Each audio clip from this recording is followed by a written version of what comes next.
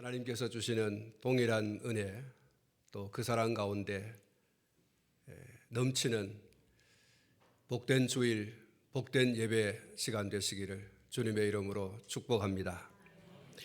오늘 아침에 저는 본문을 중심해서 기브온 전투라는 제목을 가지고 말씀을 드리고자 합니다. 부제를 단다고 하면 못 전투 혹은 물전투라고 할 수 있겠습니다.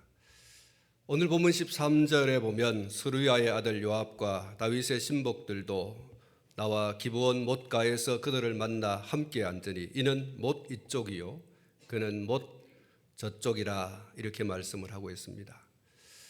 이 한 구절, 이 13절 한 절 말씀 속에 못이라고 하는 단어가 3번이나 소개가 되고 있습니다.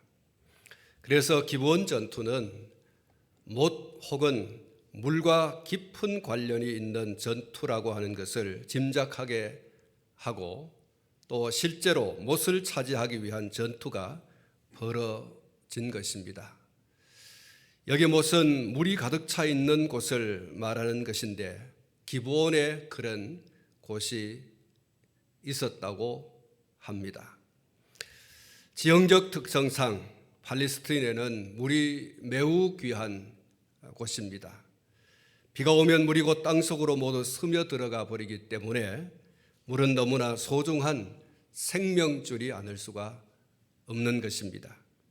성경에 보면 물이 솟아나는 우물 때문에 다툼이 일어난 사건을 찾아볼 수 있습니다. 이 사건은 창세기 26장에 나타나고 있는데 이삭과 블레셋 사람들 그리고 이삭의 목자들과 그랄 목자들 사이에 이 우물 전쟁이 일어나고 있는 것을 볼 수가 있습니다. 창세기 26장 12절 이하의 말씀에 보면 이 12장 한 장 속에 우물이라고 하는 단어가 8번 나오고 있습니다. 그리고 우물을 팠다라고 하는 말이 4번 나오고 있습니다. 창세기 26장은 흉년이라고 하는 이야기로 그 장을 열고 있습니다.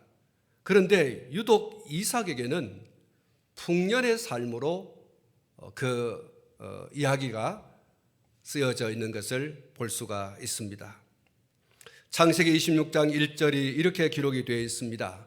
아브라함 때에 첫 흉년이 들었더니 그 땅에 또 흉년이 들매 이삭이 그랄로 가서 블레셋 왕 아비멜렉에게 이르렀더니라고 쓰여져 있습니다. 여기 흉년이라고 하는 단어가 2번이나 나오고 있습니다. 그런데 12절부터 14절 상반절까지를 보면 놀라운 이야기가 기록이 되어 있습니다. 이삭이 그 땅에 농사하여 그 해에 100배나 얻었고 여호와께서 복을 주심으로 그 사람이 창대하고 왕성하여 마침내 거부가 되어 양과 소가 떼를 이루고 종이 심이 많음으로 이렇게 기록을 하고 있습니다. 흉년이라고 이야기가 시작되었는데 여기 이삭에 관한 이야기를 쓰면서 그의 삶이 얼마나 풍성했던가라고 하는 것을 기록하고 있습니다. 흉년의 때에 풍성을 경험하는 이 이삭의 이야기를 오늘 이 창세기 26장에서 볼 수가 있는 것이죠. 이삭의 농사를 지었습니다. 그 해에 소출이 얼마나 많았는지 100배라고 기록을 하고 있습니다. 그리고 창대, 왕성, 거부, 양과 소가 떼를 이루고 종이 심이 많았다 이렇게 기록을 하고 있습니다. 이삭이 흉년의 때에도 12절에서 말씀하고 있는 이런 결과를 얻었다. 그리고 그 원천이 12절에 말씀하고 있는데 여호와께서 복을 주심으로 이렇게 기록을 하고 있습니다.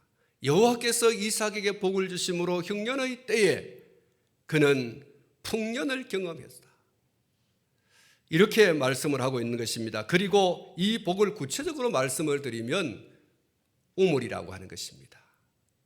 하나님께서 복을 주심으로 그 복이 무엇입니까? 우물을 주는 거예요. 우물을 땅을 팠는데 그 땅 속에서 물이 솟아나 그곳이 우물이 되더라. 농사가 잘 되려고 하면 물이 있어야 하지요. 그런데 이삭이 우물을 팔 때마다 그곳에서 물이 솟아났다. 이렇게 말씀하고 있습니다. 이게 하나님의 축복이에요.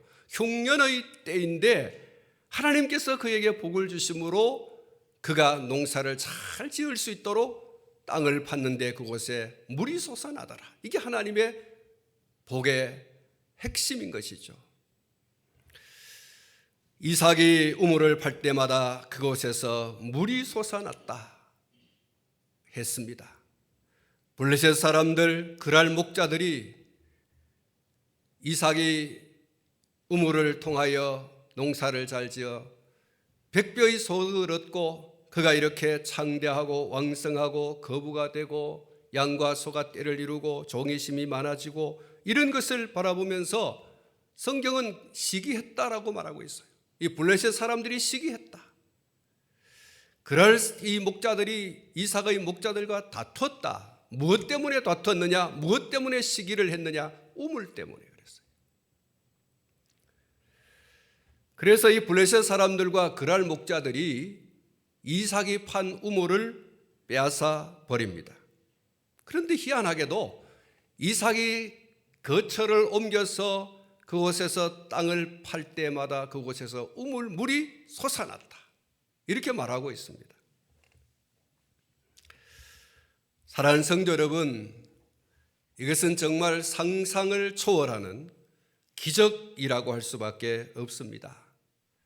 하나님께서 간섭하지 않으셨다고 하면 경험할 수 없는 놀라운 일입니다. 이삭에겐 이와 같은 하나님의 축복이 있었던 것입니다. 그리고 사사기 1장 15절 말씀 가운데 보면 이 가나안 정복의 야전사령관이라고 할 수 있는 갈렙이 자기 딸 악사를 시집을 보냅니다. 출가를 시킬 때에 갈렙이 그의 딸 악사에게 이야기를 합니다. 내가 내게 무엇을 줄까? 네가 가지고 싶은 것을 이야기해보라 라고 했을 때 이 악사가 요구한 것은 우물이었습니다. 여러분 15절 말씀 가운데 보면 사사기 1장 15절 말씀에 보면 이렇게 기록이 되어 있습니다. 이르되 내게 복을 주소서 아버지께서 나를 남방으로 보내시니 샘물도 내게 주소서 하며 갈렙이 윗샘과 아랫샘을 그에게 주었더라.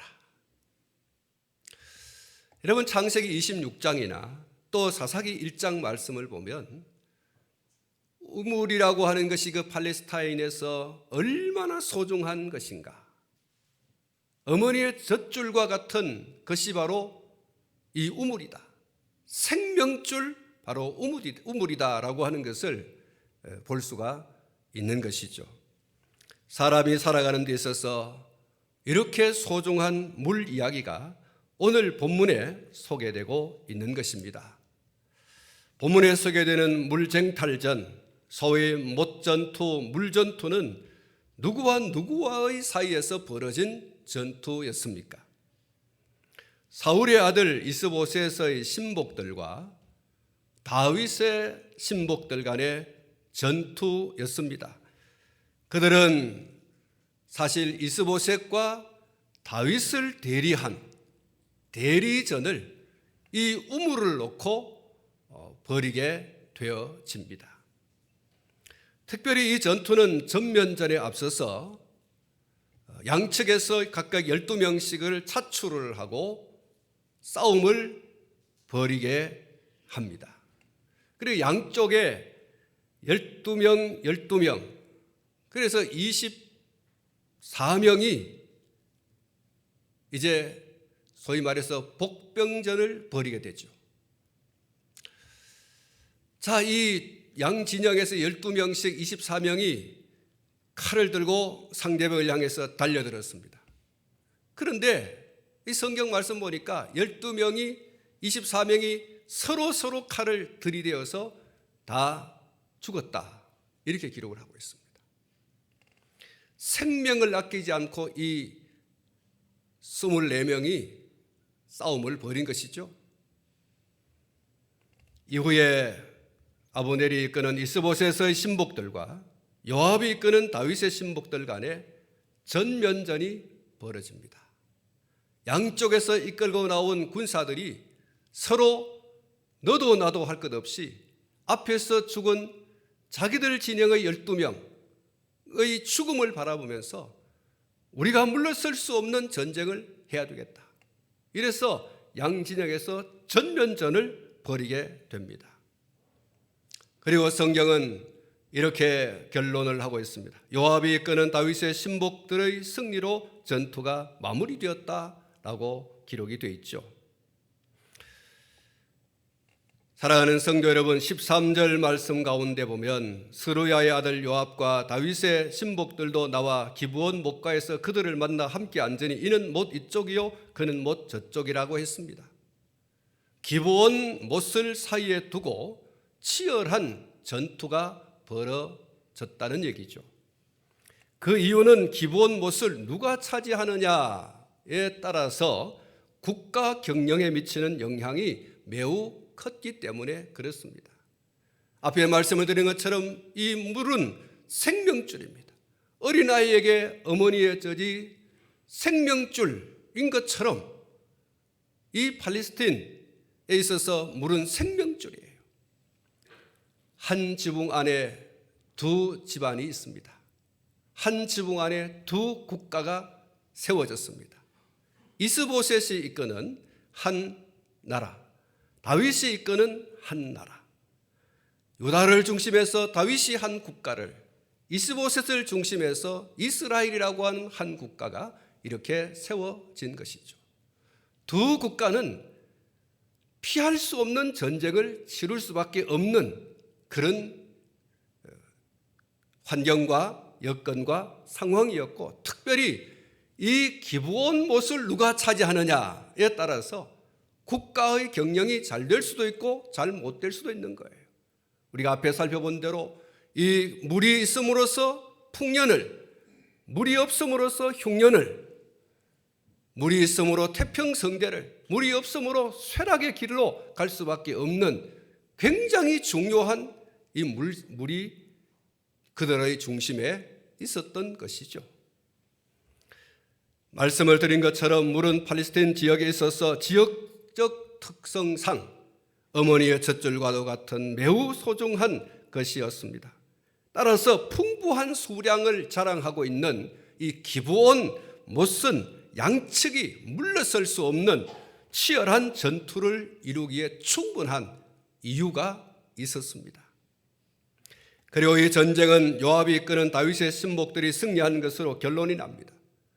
본문 17절에 보시면 그날의 싸움이 심히 맹렬하더니 아브넬과 이스라엘 사람들이 다윗의 신복들 앞에서 패하니라, 이렇게 기록이 되어 있습니다.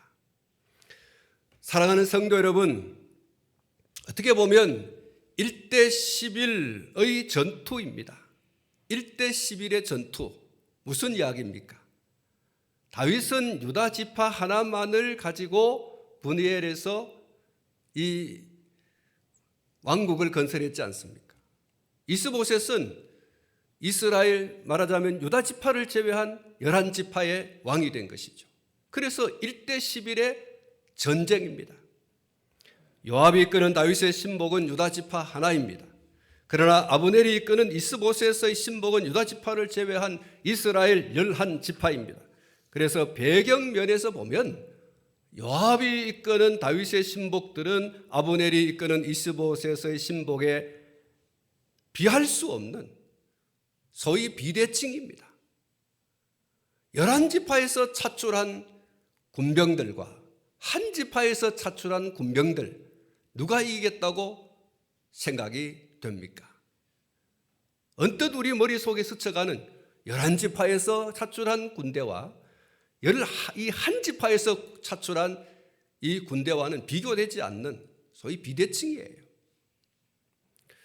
그런데 결과는 요압이 이끄는 다윗의 신복들이 승리를 거두었습니다. 이유가 무엇입니까? 사랑하는 성도 여러분, 사무엘상 17장 47절 말씀 가운데 보면 이런 말씀이 있습니다. 또 여호와의 구원하심이 칼과 창에 있지 아니함을 이 무리에게 알게 하리라. 전쟁은 여호와께 속한 것인즉 그가 너희를 우리 손에 넘기시리라. 할렐루야. 그렇습니다. 다윗의 신복들이 이스보셋의 신복들을 이길 수밖에 없는 분명한 이유는 그들이 여호와께 속했기 때문입니다. 우리가 지난 시간에 살펴보았습니다마는 다윗은 3번에 걸쳐서 사울을 이어서 이스라엘의 왕이 될 것에 대한 기름 부음이 있었습니다. 그 기름 부음도 사람에 의해서 그냥 세워진 것이 아니라 하나님에 의해서 하나님의 선지자가 그리고 또한 제사장들이 혹은 장로들이 다윗에게 기름을 부었다, 이렇게 기록을 하고 있습니다. 선지자 사무엘에 의해서, 유다의 장로들에 의해서, 그리고 온 이스라엘의 장로들에 의해서 기름 부음을 받았습니다.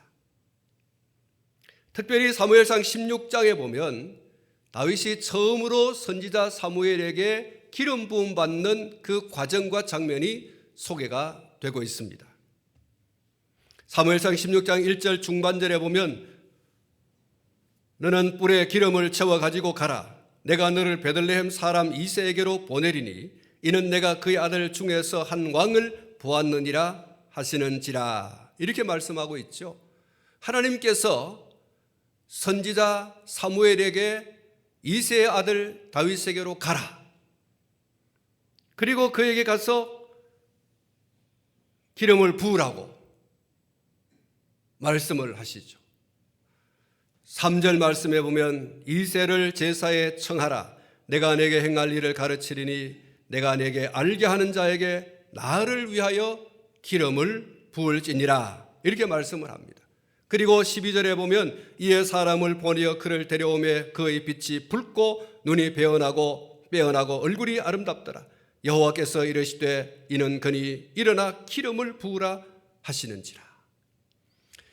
다윗이 이새의 아들 7 아들을 다 지나가게 하고 마지막 8번째 아들 이 다윗에게 이르러 하나님께서 내가 너에게 말했던 한 왕 바로 이 사람이다, 다윗이다, 이렇게 말한 것이죠.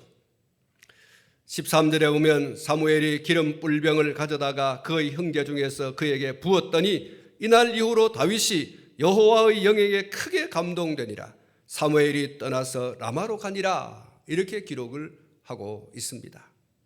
다윗은 이렇게 하나님의 뜻을 따라서 유다의 왕으로 그리고 마침내 통일 이스라엘의 왕으로 세움을 받을 왕이었습니다. 그리고 그 이전 사무엘상 13장 13절 14절에 이렇게 기록이 되어 있습니다. 사무엘이 사울에게 이르되 왕이 망령되이 행하였도다. 왕이 왕의 하나님 여호와께서 왕위에 내리신 명령을 지키지 아니하였다. 그리하였더라면 여호와께서 이스라엘 위에 왕의 나라를 영원히 세웠을 것이거늘 지금은 왕의 나라가 길지 못할 것이라. 여호와께서 왕에게 명령하신 바를 왕이 지키지 아니하였으므로 여호와께서 그의 마음에 맞는 사람을 구하여 여호와께서 그를 그의 백성의 지도자로 삼으셨느니라. 이렇게 하나님은 다윗을 사울 다음으로 이스라엘의 왕으로 세우기 위하여 예선하였습니다. 다윗은 하나님에 의해서 선택된 사람이었습니다. 그러나 여러분, 이스보셋은 이런 하나님의 예선의 과정이 없어요. 선지자가 기름을 붓거나 또 유다의 혹은 이스라엘의 장로들이 가서 기름을 붓거나 이런 일이 없습니다.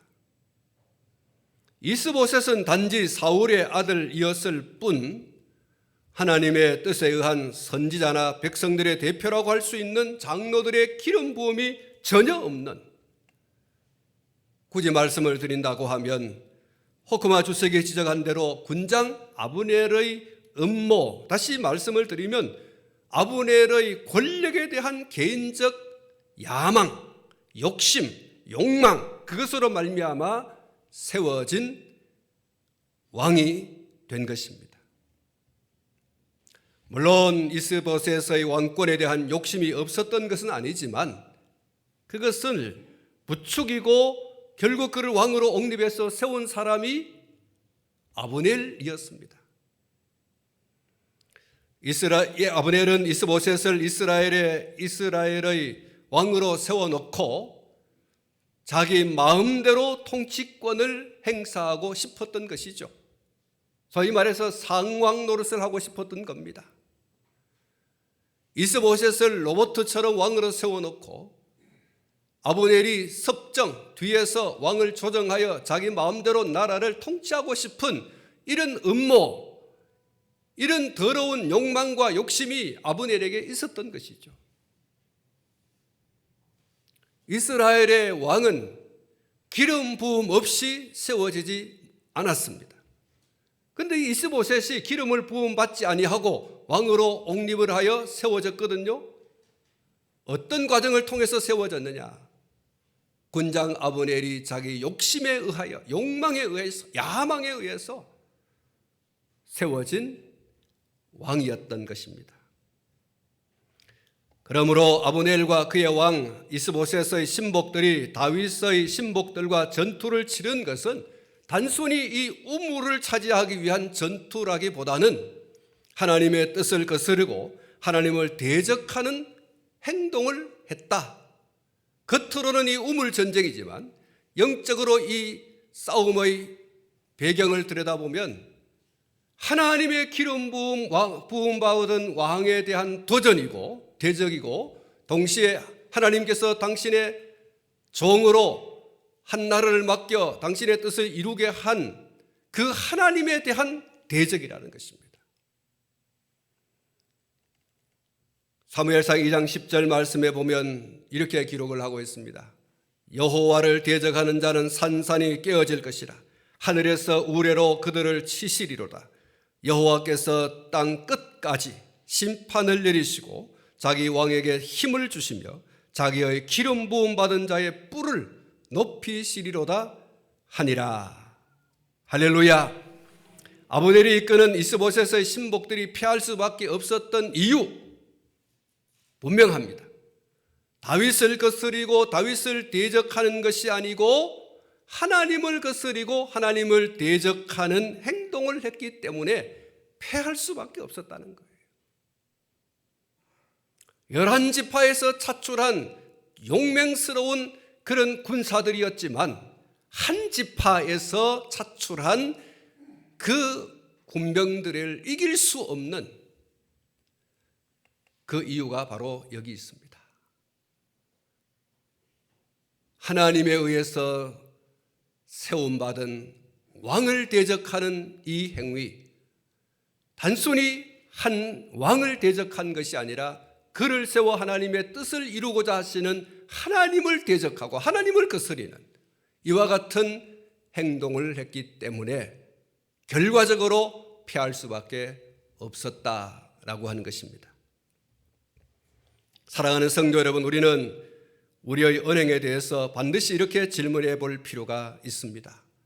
내가 하는 말과 행동이 하나님의 뜻을 거스르고 하나님을 대적하는 것이 아닌가라고 하는 것입니다. 그리고 내가 하는 말과 행동이 자신의 이기적 욕망과 또 욕심을 채우려는 동기와 목적을 가지고 하는 것은 아닌가, 이렇게 한번 생각해 보아야 한다는 것입니다. 기억해야 할 것은 하나님의 뜻을 거스르고 하나님을 대적하는 자는 산산이 깨어질 수밖에 없다는 것입니다. 사랑하는 성도 여러분, 욕심은 죄를 낳고 죄는 결국 사망을 낳습니다. 이것은 진리이죠. 그리고 다툼이나 싸움은 여러분 피하시기를 바랍니다. 그러나 그럼에도 불구하고 결코 피하지 말아야 할 싸움과 다툼이 있습니다. 그것은 생명 되신 예수 그리스도를 믿는 믿음을 지키기 위한 마귀와의 영적 싸움입니다. 복음 진리를 사수하기 위한 싸움입니다. 그리고 마귀의 소나기에 빠져서 하수인 노릇하는 자들이 주장하는 비진리와의 영적 싸움은 피할 싸움이 아니에요. 그것은 맞서서 싸워야 되고, 그리고 그 싸움은 결과되어져 있습니다. 어떤 결과입니까? 승리의 결과가 약속되어져 있는 싸움입니다. 그래서 절대로 피하지 말라. 믿음을 지키기 위한 싸움, 복음 진리를 지키기 위한 싸움, 비진리와의 싸움은 여러분 끝까지 싸워야 됩니다. 그래서 진리를 지키고 믿음을 지키고 복음 진리를 사수해야 됩니다. 사랑하는 성도 여러분, 바울 사도도 에베소서 6장 11절부터 17절에 이르러서 이런 말씀을 했습니다. 마귀의 관계를 능히 대적하기 위하여 하나님의 전신갑주를 입으라. 마귀의 관계를 능히 대적하기 위하여 싸우라는 것이죠. 대적하기 위하여 하나님의 전신갑주를 입으라. 우리의 씨름은 혈과 육을 상대하는 것이 아니요 통치자들과 권세들과 이 어둠의 세상 주관자들과 하늘에 있는 악의 영들을 상대합니다. 그러므로 하나님의 전신갑주를 취하라. 이는 악한 날에 너희가 능히 대적하고 모든 일을 행한 후에 서기 위함이라. 그런즉 서서 진리로 너희 허리띠를 띠고 의의 호심경을 붙이고 평안의 복음이 준비한 것으로 신을 신고 모든 것 위에 믿음의 방패를 가지고 이로써 능히 악한 자의 모든 불화살을 소멸하고 구원의 투구와 성령의 검 곧 하나님의 말씀을 가지라. 사랑하는 성도 여러분, 우리가 물러설 수 없는 처절한 싸움을 여러분 준비해야 되고, 그리고 그 싸움은 피하여서는 안 되는 것입니다. 반드시 대적하여 싸워야 됩니다. 한번 따라 하십시다. 믿음을 지키기 위하여, 진리를 사수하기 위하여 비진리와 싸워야 한다.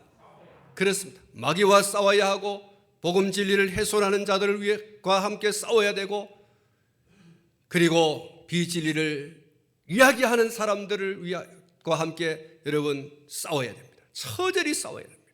그래서 믿음 지켜야 됩니다. 복음 진리 사수해야 됩니다. 비진리를 무너뜨려야 합니다. 이런 싸움은 반드시 싸워야 합니다. 사랑하는 성도 여러분, 다투고 싸우는 것, 피비린내 나는 전쟁은 일어나서는 안 되는 겁니다. 그러나 성도라고 하면 결코 피하거나 물러서서는 안 될 불가피한 싸움이 있습니다. 그것이 바로 마귀와의 영적 싸움이라고 했습니다. 예수 믿는 믿음을 마귀에게 빼앗길 수 없습니다. 복음 진리를 마귀에게 빼앗길 수 없습니다. 그래서 물러설 수 없고 싸움은 불가피한 거예요.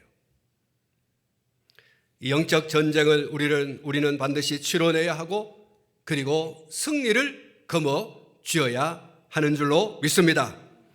믿음 지키기 위해서, 복음 진리를 사수하기 위해서 싸우는 싸움에는 누가 함께 합니까? 사람의 눈에는 보이지 않는 하나님과 하늘 군대가 함께 하는 줄로 믿습니다. 하나님과 하나님의 군대가 함께하는 싸움이기 때문에 패할 수 없는 싸움이에요. 하나님의 기름 부음 받은 자 다윗의 신복들이 승리한 것처럼 승리할 수밖에 없는 싸움이에요. 역대하 20장 17절 말씀에 이 전쟁은 너희가 싸울 것이 없나니 대열을 이루고 서서 너희와 함께한 여호와가 구원하는 것을 보라. 유다와 예루살렘아, 너희는 두려워하지 말며 놀라지 말고 내일 그들을 맞서 나가라.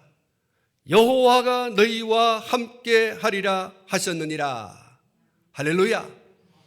여호와가 너희와 함께 하리라. 사랑하는 성도 여러분, 육신적 싸움은 피하십시오. 그리고 싸우지 마십시오. 그러나 이 영적 싸움에 있어서 믿음 지키기 위해서, 복음 진리를 사수하기 위해서 비진리와 마귀와의 싸움은 끝까지, 마귀의 종로를 하는 자들과의 싸움은 끝까지 싸워야 됩니다. 혼자가 아니에요.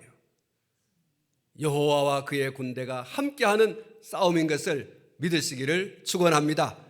그리고 여러분, 결론이 나 있습니다. 어떤 결론? 승리하는 결론입니다.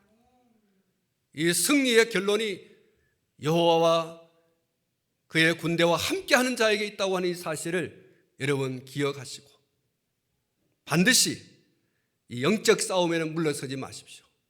영적 싸움에 피하지 마십시오. 사랑하는 성도 여러분, 이기적 욕망과 욕심은 버려야 됩니다. 그것은 아무것도 이루지 못합니다. 그것이 얼마나 하나님의 뜻을 거스르고 또 하나님을 대적하는 행위인지를 깨닫는 은혜가 있기를 축원합니다. 사랑하는 성도 여러분, 우리에게 있는 이 어떤 인간적인 욕망과 욕심, 그건 하나님의 뜻을 결코 이룰 수 없는 거예요.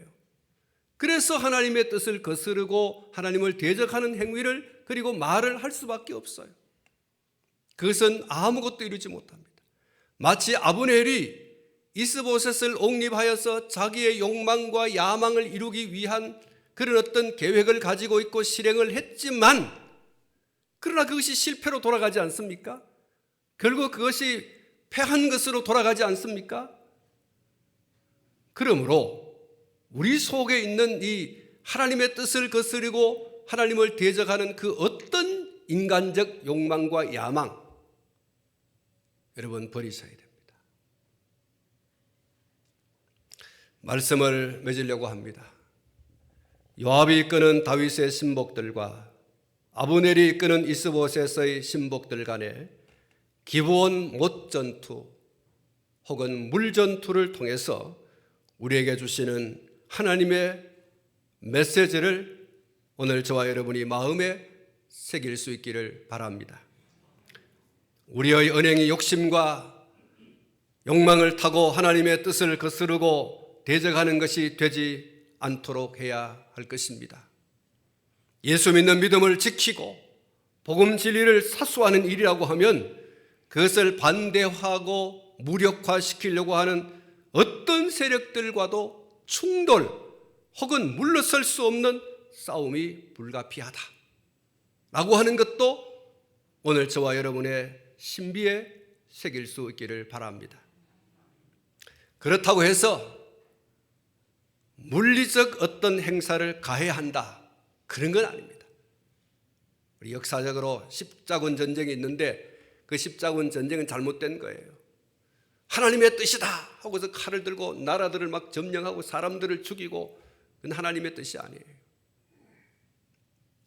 불가피한 싸움을 할 수밖에 없지만 물리적 어떤 힘을 가해서 이기려고 하는 것은 안 된다는 거예요. 말씀으로, 기도로, 찬송으로 이기는 것이지 물리적 어떤 행동을 가해서 죽이고 점령하고 그리고 승리의 길을 올리는 것은 바람직하지 않습니다. 영적 전쟁입니다. 내가 죽더라도 믿음을 굽히지 않는 것입니다. 내가 죽더라도 복음 진리를 외치는 겁니다.